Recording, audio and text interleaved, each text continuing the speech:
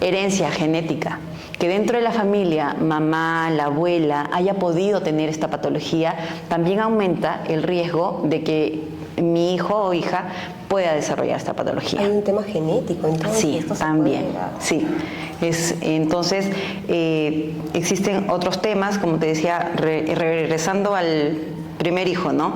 Los bebés grandes, macrosómicos, más de 3,5 kilos, en un útero pequeño, también pueden tener un factor de riesgo a desarrollar. Bebés gemelares, ¿no? Un útero con múltiples bebitos también puede ser un factor de riesgo para desarrollar estas patologías. Ahí porque de pronto vemos que menos espacio. Hay menos espacio para los bebés. Ajá, ¿no? Entonces, otro factor muy importante es de que el bebé nazca en posición podálica o también llamada de nalgas, ¿no? Es una condición física también que va a predisponer a que este niño pueda desarrollar esta displasia cadera. Entonces, a mayor cantidad de factor de riesgo que yo pueda ir acumulando, la posibilidad de que pueda desarrollar esta condición es mayor. En el caso del bebé, por ejemplo, que nace de nalgas, esto sería un tema de parto por cesárea. Exacto. Pero ¿qué condición o qué situación se presenta ahí para que el niño pueda desarrollar justamente la displasia? No te equivoques, no es justamente al momento que nace. El desarrollo de displasia cadera es, digamos, en los últimos meses que ha estado en esta posición.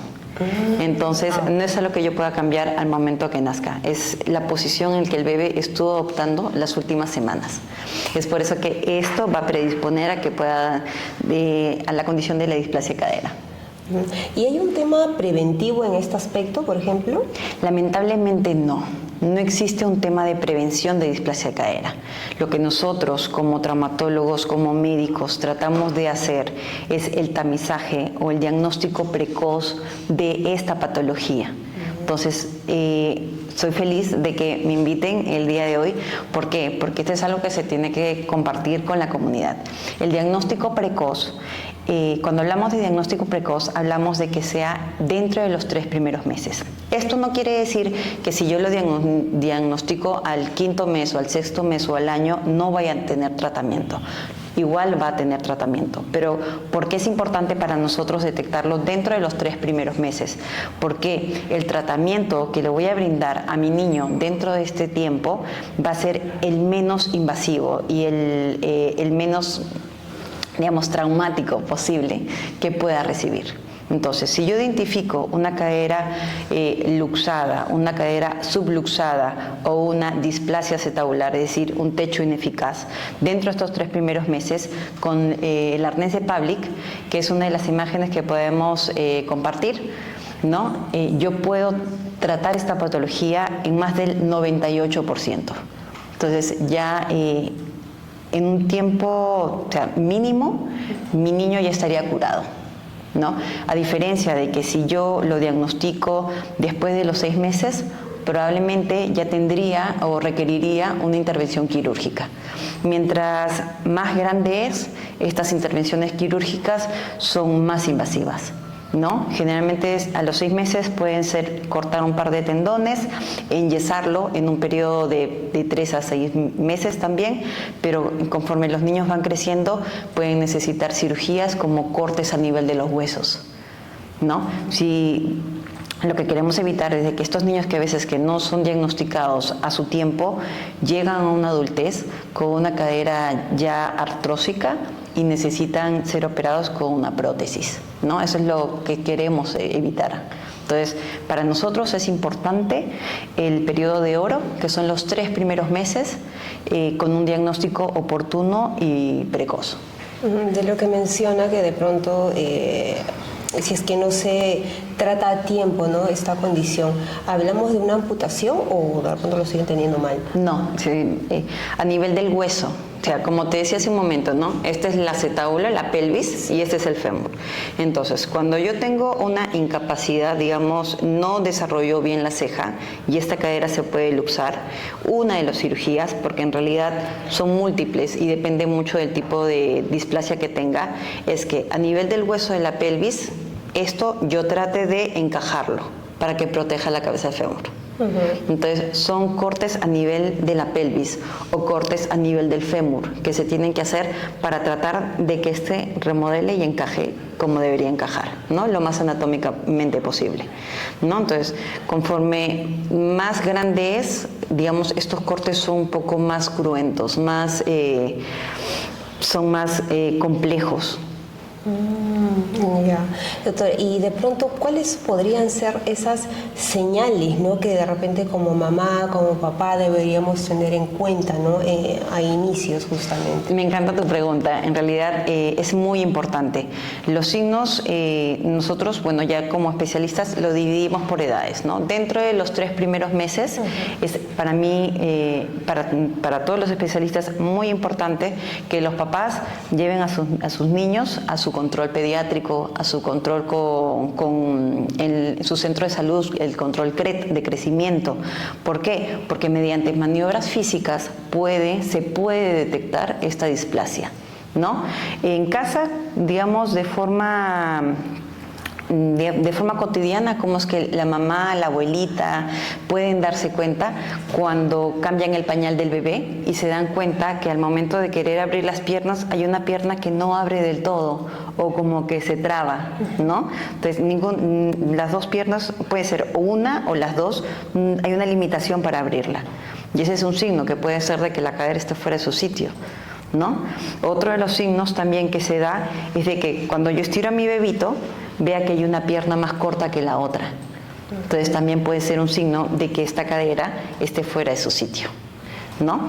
Cuando ya hablamos de niños más grandes, no solamente es la longitud de las piernas, el niño puede doblar las rodillas y se va a ver una simetría a nivel de las rodillas. Es lo que nosotros llamamos el signo de Galeazzi, ¿no? Hay una simetría a nivel de las rodillas y esto es porque uno de los fémurs puede estar fuera de su sitio, ¿no? Otro de los signos en niños pequeñitos que podemos darnos cuenta es que cuando volteamos al bebé, lo ponemos de nalgas para arriba, vemos debajo de la pompis hay unos pliegues, ¿no? Generalmente es la condición más común por la cual nos llegan los niños, felizmente, ¿no?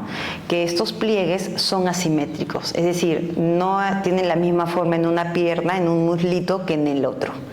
No es un signo, digamos, netamente que me diga que voy a tener displasia, pero sí me es útil para que el niño pueda llegar a mi consulta, ¿no? Generalmente de estos pliegues, los que más nos importan a nosotros son los pliegues que estén más pegados a los glúteos, ¿no? Porque generalmente a veces a nivel de la rodilla, por un tema de que son más gorditos, hay unos pliegues que son más marcados que otros.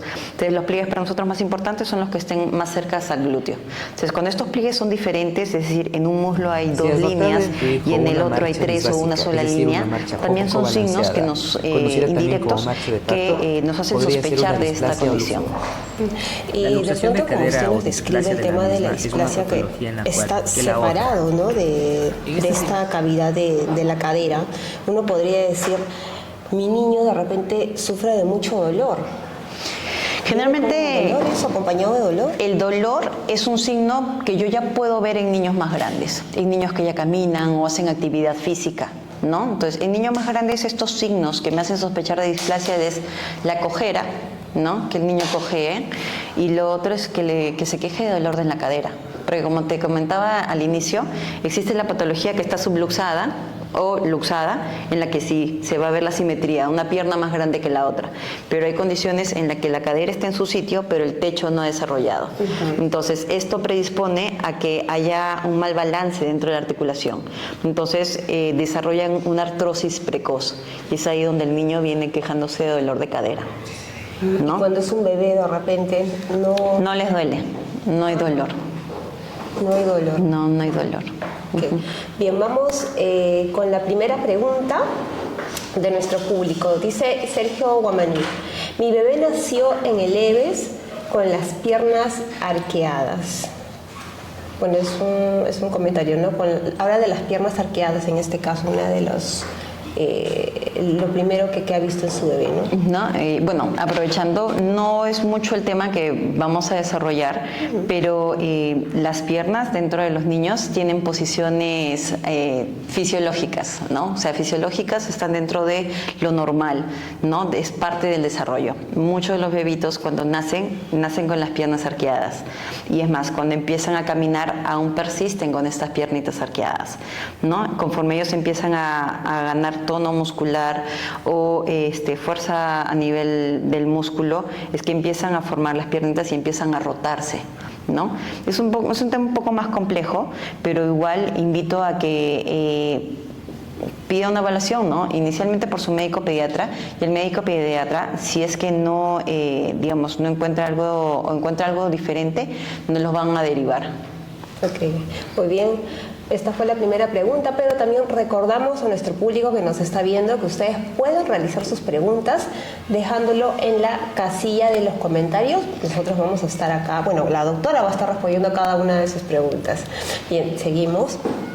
Doctora, y una de las dudas que de pronto podría tener un padre de familia, ¿no? El hecho del uso de los pañales, que muchas veces hace que las piernitas estén muy abiertas. ¿Esto de algún modo podría afectar el tema o podría conllevar a una displasia? No, más bien, no es que el pañal me ayude, pero la posición, como nosotros decimos en anclas de rana, es una posición anatómica que evita más bien el desarrollo de la displasia de cadera. Hoy en día se deben haber dado cuenta que los arnés de porteo ya no son como antes, en el que el bebito era como un calzoncito y las piernas se estaban colgando. Hoy en día muchos de los arnés de porteo tienen como una silla en la que el bebito tiene las piernas en flexión, ¿no? El arnés de porteo. El arnés de porteo es creo que compartí una imagen. Hay una imagen para que podamos verlo o explicarlo mejor. Es una imagen que tiene el check verde y la X rojita de cadera, ¿no? Entonces, para que podamos ver a qué me refiero con el tema del porteo, ¿no? Entonces, justamente lo que decía, esta posición de las piernitas abiertas o las caderas abiertas ayudan a que la cabeza del fémur encaje perfectamente dentro del acetábulo. Entonces, mediante este estímulo hace que el acetábulo también desarrolle más lo que es la ceja que necesita encajar o proteger, ¿no? Pero eso ya es parte del tratamiento. Sí y no, o sea, hoy en día, como te decía, estos arnés de porteo ya son de uso, ¿no? Es más, los pediatras, nosotros mismos los traumatólogos, estamos prohibiendo los arneses que son tipo calzoncito, ¿no? Igual, o sea, el tema del andador, que también es tipo calzoncito, sí, que los bebitos están prácticamente de puntitas caminando, ¿no? Así es. También eso es contraproducente. Ah, no está recomendado. No está recomendado. No sale la imagen.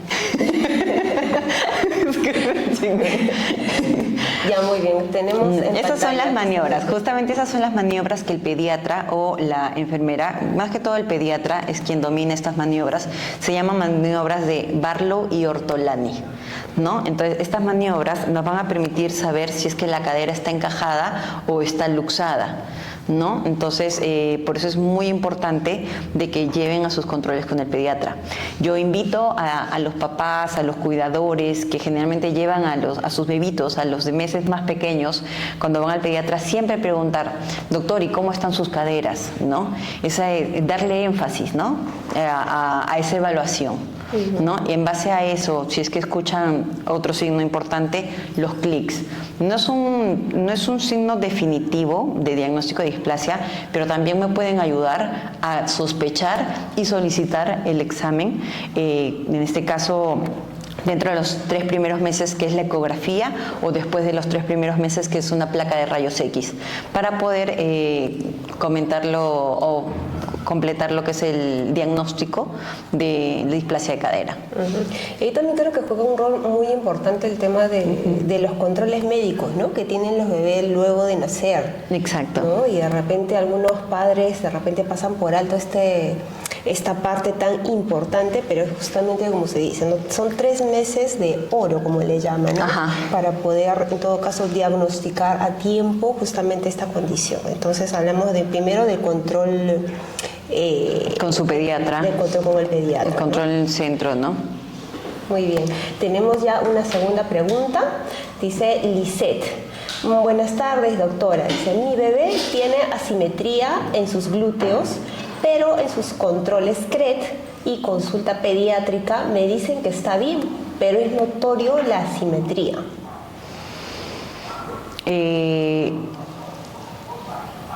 Tiene asimetría en sus glúteos, menciona, ¿no? Pero con sus controles CRET, el control pediátrico o el pediatra le han dicho de que está bien.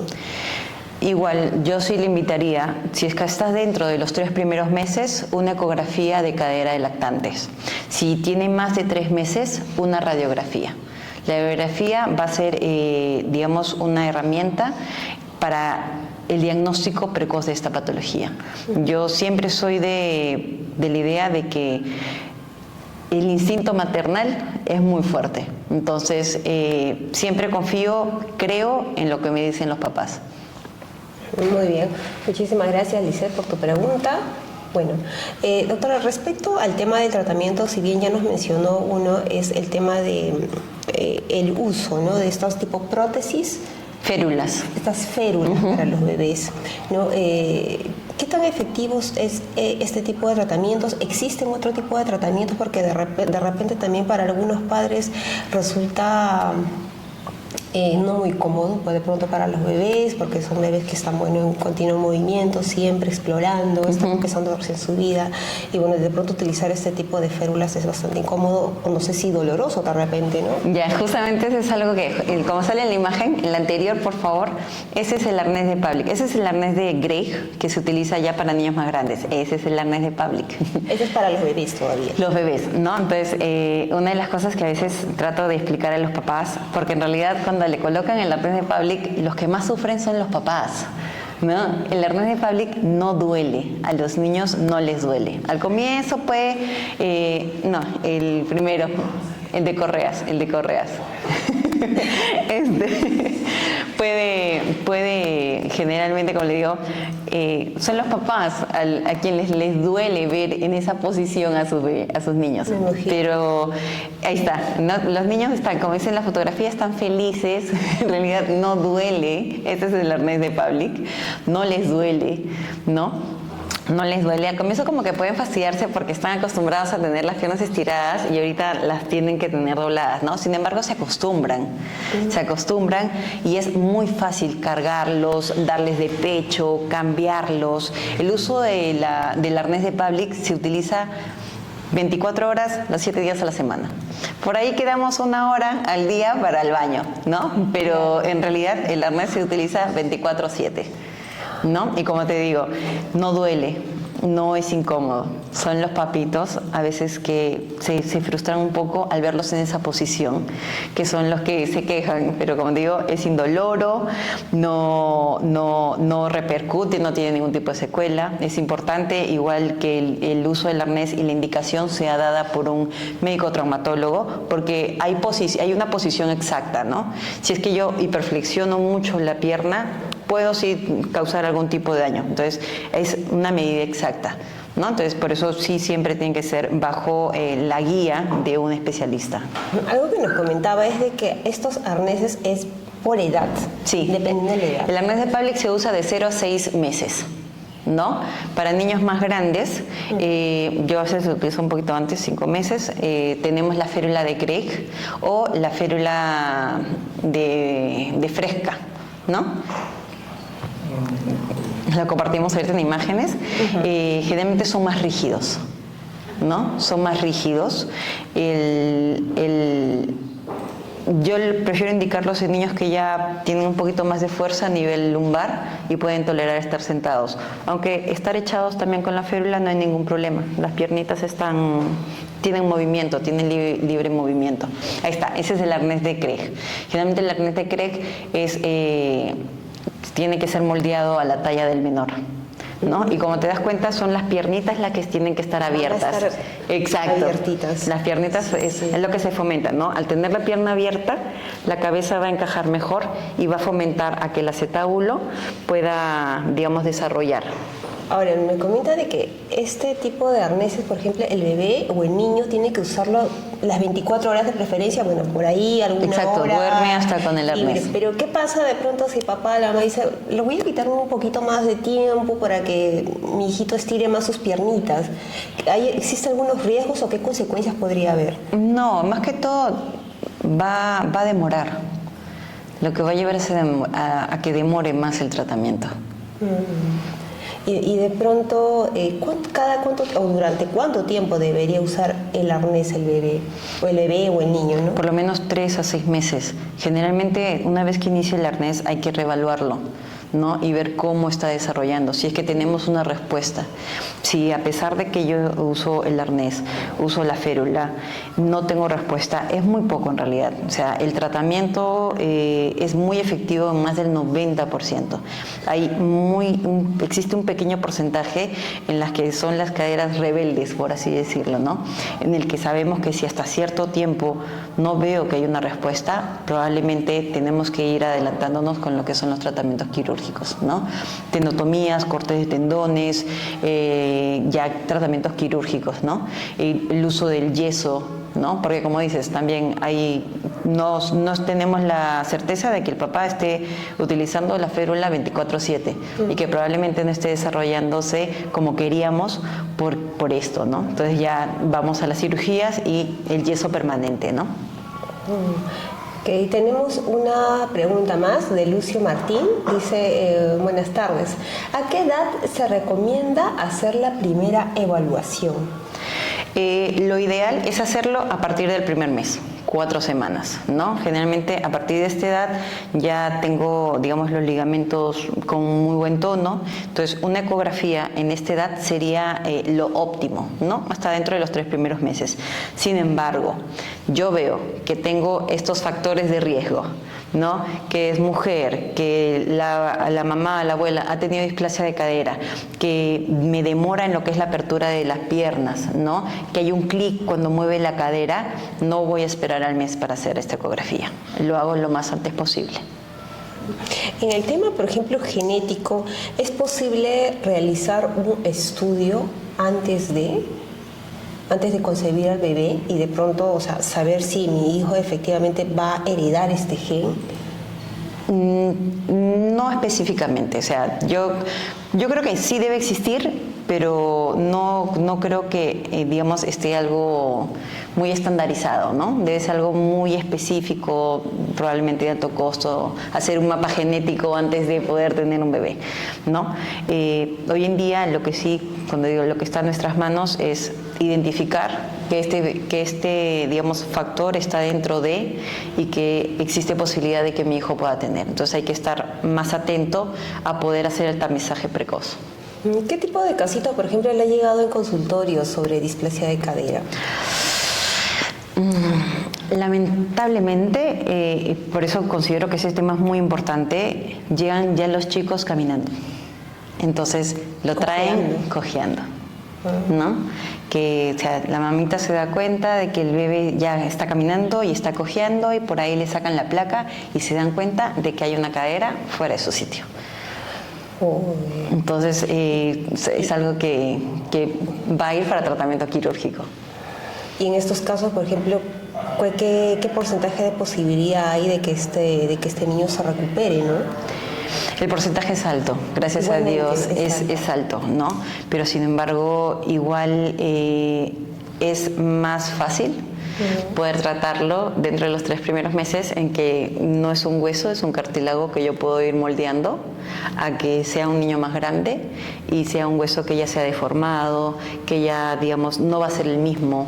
Nuestro objetivo es tratar de darle calidad de vida, que pueda salir, correr, hacer sus actividades normales, pero igual mientras más tarde yo lo vaya a detectar, el poder de remodelación de este hueso va a ser mucho menor, ¿no? Y el riesgo de tener secuelas a largo plazo también es mayor. ¿Qué tipo de secuelas, por ejemplo? Generalmente, mientras más grande el niño es, lo que se hace con estas cirugías es tratar de retrasar la cirugía mayor, que es la de artroplastia o prótesis. Podría ser una displasia. Sabemos que los chicos con displasia van a terminar en una prótesis. No hablo de los pequeñitos, sino de los que ya han caminado, han sido diagnosticados, ¿no? O sea, lo que se trata de hacer con estas cirugías, que son bien, digamos, cruentas, complejas, es tratar de reestructurar la anatomía para poder prepararlo a que en un futuro muy lejano pueda ir a su prótesis. Cuando también haya tenido muy bien. Tenemos otra pregunta de Maricielo González. Dice, ¿es verdad que envolver demasiado apretado a un bebé puede dañar sus caderas? Sí, me encanta esa pregunta. Exactamente, hay un mito, ¿no? O mejor dicho, hay algo que nosotros tratamos de decirle a los papitos. Es que tenemos esta costumbre de las abuelas de antes de envolver a los bebitos como tamalito, ¿no? Yo le digo así como tamalito, como burrito, ¿no? Todo un empaque. Generalmente esto, si es que mi bebito tuviera la condición de displasia de cadera, va a empeorarlo. ¿No? Va a empeorarlo. Lo que nosotros tratamos de fomentar es de que el bebé tenga esta libertad de poder mover sus extremidades, ¿no? Entonces, está prohibido el tamalito. Es cierto, ¿no? Porque a veces yo he escuchado de que de pronto algunas mamás dicen, no, es que mi hijito se va a arañar la cara y es mejor pues, ¿no? Cubrirle con una mantita, con una frazada y cubrirle las manos, los piecitos, ¿no? Eso. Bueno, de repente tenemos una buena intención y todo, pero a la larga eso también podría, en todo caso, representar un daño en las caderitas. Empeora la condición de displasia. Ya teniendo la condición las empeora, pero no es que pueda desarrollar a causa de eso la displasia. No es que lo pueda desarrollar, pero si es que la tiene la va a empeorar. Entonces mejor lo evitamos. Muy bien. Muy bien, tenemos otra consulta también de Maricielo, dice, ¿no? ¿La forma en que estaba el bebé en el vientre influye en que tenga displasia? Claro que sí. Justamente por eso mencionaba que uno de los factores de riesgo es la posición podálica, ¿no? El bebito en posición podálica va a tener... Está de nalguitas. Exacto, de nalguitas. Está más predispuesto a desarrollar displasia de cadera cuando nazca. Pero de pronto eso también se podría modificar cuando todavía esté en el vientre, antes de que nazca. Pero perdón, o sea, no es un tema de que al momento de nacer se pueda ocasionar. Exacto, es un tema de que en todo este periodo, o sea, por eso siempre se trata de que el bebito encaje, conocida también como marcha de parto. Porque eso, digamos, como digo, te dispone a saber que a largo plazo pueda desarrollar esta patología. De la misma es una patología en la cual de la otra. Por ejemplo, en el tema de las... imágenes estamos viendo ciertas maniobras que permiten identificar tenemos, por ejemplo, en imágenes justamente ahí está el Galeazzi, ¿no? Tenemos ahí la simetría de pliegues, Galeazzi, el bloqueo al momento de la deducción del hueso, ¿no? Entonces son las maniobras que en niños pequeños me pueden orientar al diagnóstico de una displasia de cadera, ¿no? Muy bien. Seguimos con los comentarios. Dice, doctora Margarita Valdarrago, dice, doctora, dígame, los canguros que muchas veces se utiliza para cargar a los bebés cuando uno sale, dígame, ¿es bueno y a partir de qué edad o tiempo se debe poner a un bebé en el andador? Gracias por su respuesta. Ya, justamente acabo de compartir una imagen que es la del porteo. A ver, rebobinemos la pregunta porque son varias partes, creo. ¿No? Entonces, la primera es... de los canguros se utilizan para cargar a los bebés. Sí, el uso de los canguros. Ya, justamente como lo que decía, los canguros de porteo, los antiguos, eran en forma de calzoncito, en que las piernas estaban colgadas. Así es. ¿No? Hoy en día, la gran mayoría de canguros o estos arneses de porteo vienen como que con una almohadita en la que las piernas van a estar abiertas. Ese es el ideal, ¿no? Dentro de la pregunta decía, ¿a partir de qué edad? ¿No? Generalmente considero de que podría ser más de los 3 meses, 3-4 meses. Generalmente cuando son chiquitos, estos porteos son más envoltorios, no sé si los habéis visto en los últimos porteos son más como que... Sí, son como unas mantitas, ¿no? Exacto, mantitas, exacto. El bebé lo introducen acá y el bebé, bueno, no tiene separadas las piernitas, sino que todas juntas. Exacto, entonces cuando son chiquititos encajan. Conforme van creciendo, estas mismas sabanitas tienen esta opción en la que el bebito sale con las piernas abiertas. ¿No? Sí, generalmente las mamitas que utilizan este tipo de porteo no me van a dar la razón. Como dice, según las fases del bebito, mientras más chiquito es como encaja mejor y mientras más grande ya va a ir con las piernas colgadas hacia los costados. Okay, pero cuando es bebé no se recomienda de pronto abrir las piernitas o utilizar este tipo de canguritos. Claro, que generalmente este arnés, si no tiene el soporte de la parte lumbar, el bebito se va a chorrear. Entonces, por eso prefiero que tengan esta posición como una maquita. Y conforme ya van creciendo, tienen mejor tono, ya pueden tolerar estar como quien dice sentados, ¿no? Sí, y también ella nos consultaba acerca del uso del andador, ¿no? En verdad. El andador está prohibido. Por nosotros el andador está prohibido, ¿no? Porque también es un factor que puede empeorar esta condición de displasia de cadera. Pero de pronto para aquellos bebés que no tienen displasia, ¿está bien que se pueda utilizar el andador? De por sí, en forma general, consideramos que el andador... si has notado en tu hijo una marcha son vehículos peligrosos. Muchas veces nos llegan, es muy común. Podría ser una displasia o niños que se caen por las escaleras. La luxación de cadera o displasia de la misma son patologías muy comunes. Para nosotros está prohibido el uso del andador. Imágenes estamos viendo. Pero en algo de pronto las piernas de pronto hacen que se abran un poquito más o pueden y es una indicación a la tipo de reducción fractura e inestabilidad de la cadera, de por sí, a veces las mamitas se confían del andador y dejan al niño caminando. Entonces son más propensos de tener accidentes, ¿no? Número 2, el andador tiene esta posición tipo calzoncito, entonces no tiene este sostén que debería tener de las caderas. No. Entonces, generalmente el bebito en el andador camina de puntitas, ¿no? Lo que igual hace que mi cadera esté colgando, no esté encajada. Y doctora, respecto al tema del tratamiento, ¿no? o post-tratamiento, ¿el paciente o el niño va a tener algunas limitaciones con respecto a caminar, por ejemplo? Después de lo que es... Jugar, de repente, ¿no? ¿Te refieres al uso de férulas o a nivel quirúrgico? Ya sea a nivel de férulas o a nivel quirúrgico, o sea, una vez que ya haya terminado, haya superado, ¿no? el tratamiento, de pronto el niño va a tener esa libertad, va a poder realizar todas sus actividades normalmente o tener algún tipo de limitaciones de punto. Todas sus actividades. Corre, brinca, juega, todo. Ese es el objetivo de tratamiento. Que el niño pueda tener y desarrollar una vida normal. Y en el caso, por ejemplo, de aquellos, porque bien, una de las displasias se puede presentar, cuando el bebé, o se puede diagnosticar justamente cuando el bebé no ha nacido dentro de los primeros 3 meses, que es lo ideal. Pero también comentaba que hay un tipo de displasia que se va observando ya, ¿no? A medida que va pasando el tiempo, de repente inclusive años, ¿no? En ese caso, por ejemplo, podría haber confusiones con otro tipo de dolencias, ¿no? O condiciones de repente en el niño. ¿Hay otro tipo de señales que de pronto el padre también debería ver ya cuando el niño es grande? El dolor. Siempre el dolor va a ser un signo. El dolor siempre va a ser un signo importante, ¿no? Aparte, en niños grandes, como te digo, si es que está luxado, su luxado es la cojera, pero si no es el dolor.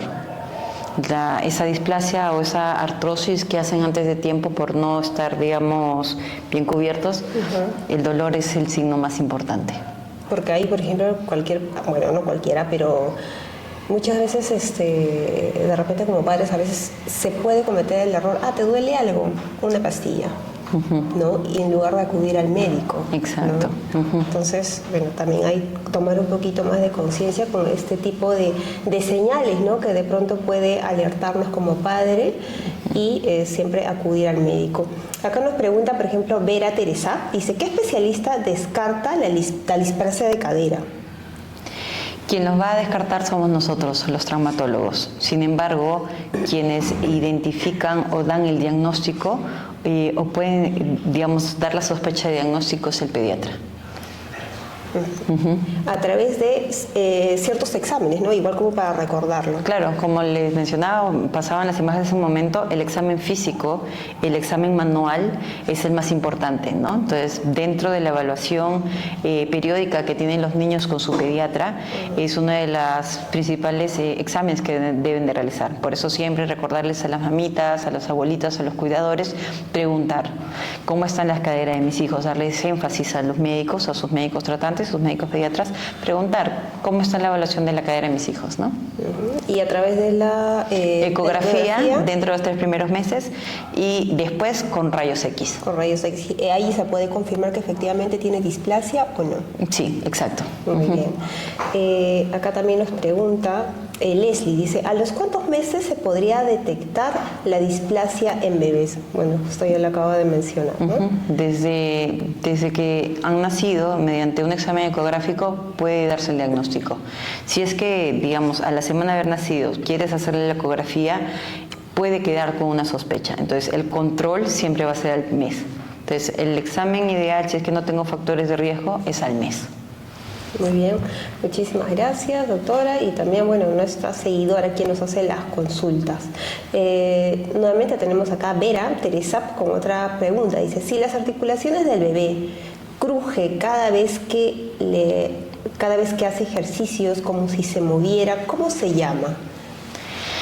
Si estamos hablando netamente de caderas, este clic que nosotros conocemos es importante, es un signo también de sospecha de displasia de cadera. Cuando tenemos estos crujidos a nivel de rodillas, de codos, de muñecas, de brazos, puede ser, digamos, no necesariamente puede ser un signo de displasia, ¿no?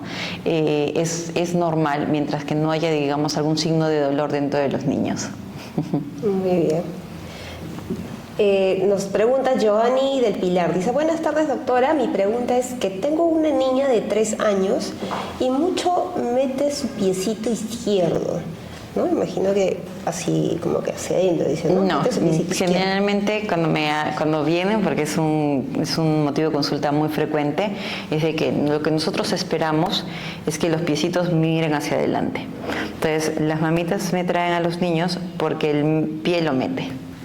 O sea, al momento de caminar lo mete, ¿no? No es un tema que esté directamente relacionado con la displasia, es un tema interesante, generalmente, como le digo, sí es de amplia motivo de consulta dentro del caso de ortopedia infantil.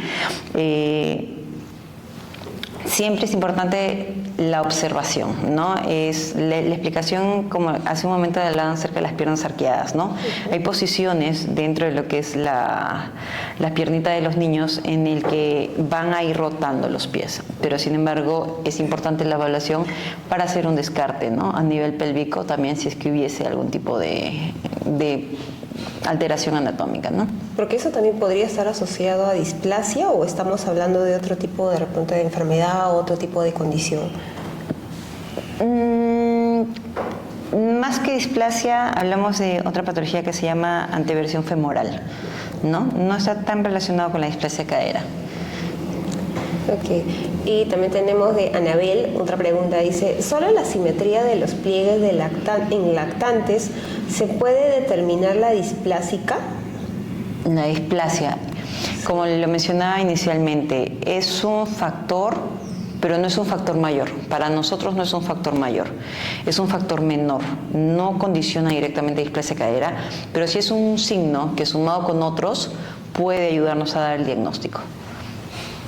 Muy bien, muchísimas gracias a todos por cada una de sus preguntas. Estamos llegando ya a la parte final de este programa. Doctora, una recomendación final para nuestro público, por favor, que nos está viendo el día de hoy. No omitir sus evaluaciones periódicas con el pediatra, ¿no? Van a ser los primeros en identificar este tipo de patología. Tratar de hacer el tamizaje precoz dentro de los 3 primeros meses mediante una ecografía de caderas de lactantes. Y si es que a vez es más de 3 meses, una radiografía es suficiente para ayudarnos con el diagnóstico de displasia de cadera. Ok, muchísimas gracias, doctora, por su participación el día de hoy. Hemos aprendido bastante sobre displasia de cadera en niños. Bien, con nosotros ya nos despedimos, no sin antes recordarles que el próximo viernes tenemos otro tema, así que atentos, estaremos publicando un nuevo tema ya sea el día miércoles o el día jueves, igualmente en nuestras redes sociales. Asimismo, les recordamos que tenemos nosotros un canal de WhatsApp. Así es, el Hospital de Villa El Salvador tiene un canal de WhatsApp donde publicamos diversas noticias, novedades sobre el tema de las citas, sobre el tema de los nuevos temas de Habladoc, entre otras cosas. Así que los invitamos a unirse a través de nuestro QR que va a aparecer en pantalla en unos momentos, y también a través del enlace que hemos colocado justamente en la casilla de los comentarios, ¿no? Ya sea que deseen escanear el QR o ya sea que le puedan dar clic únicamente al enlace, estos los va a redirigir al canal de WhatsApp y bueno, y así de fácil se pueden unir ustedes a este canal. Bien, con nosotros ya hasta el próximo viernes. Muchísimas gracias. Adiós.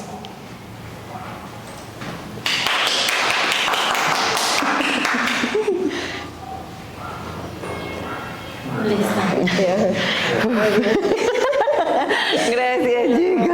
Gracias. Sí. Pero han salido buenos temas. Sí. Las preguntas también han sido interesantes porque tanto como los pacientes y gente que no tenía un poco de ver, pero ahí se metieron. Sí, nos ayudaron.